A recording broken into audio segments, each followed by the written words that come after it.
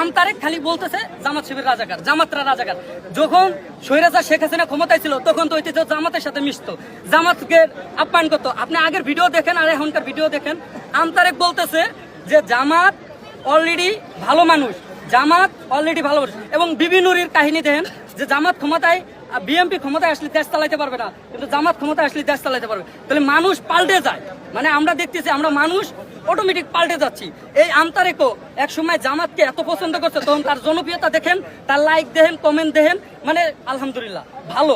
আর এখন তার comment like দেখলে পারে আপনারই মাথা রক্ত হয়ে যাবে। এবং তার কিছু কিছু কথা এরকম ভাবে বলে যেই কথাগুলো আপনার শুনলে পারে আপনি মুসলমানের সন্তান হয়ে থাকেন যদি, ভাই আমি কি তো রাজাকারের সন্তান না, আমি রাজাকার না, কারণ আমার বয়স হলো কেবল হলো 23 থেকে 24 বছর, আমি কি রাজাকারের সন্তান হবো বা রাজাকার হবো? কিন্তু আমার প্রশ্ন এটা, সে যেখানে স্বৈরাচার শেখ হাসিনা ছিল তখন আমরা যারা জুলাই আন্দোলনে, আমার ভাই আছে, কর্মী আছে, এবং আমরা যারা শিবির আছি, এবং আমার মোবাইলে ভিডিও আছে, ফুটেজ আছে, সবই আছে, এবং আমরা যেগুলো জুলাই আন্দোলন করছি, স্বৈরাচার শেখ হাসিনা যেভাবে গুলি করছে, যেভাবে মারছে, তাকে আমরা পাইনি।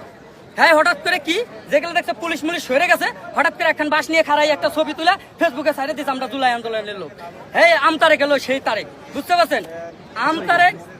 আমতারেক মুসলমানকে পছন্দ করার উদ্দেশ্যই ওইটি ভাইরাল হওয়া, জানে যে ইসলামকে গাইল করলে আমি ভাইরাল হতে পারবো, যে খারাপ মানুষ ইহুদি, খ্রিস্টান, বৌদ্ধ, নাসারা যারা আছে তারা আমাকে পছন্দ করবে এবং আমার রাতারাতি উড়াই ফেলবে।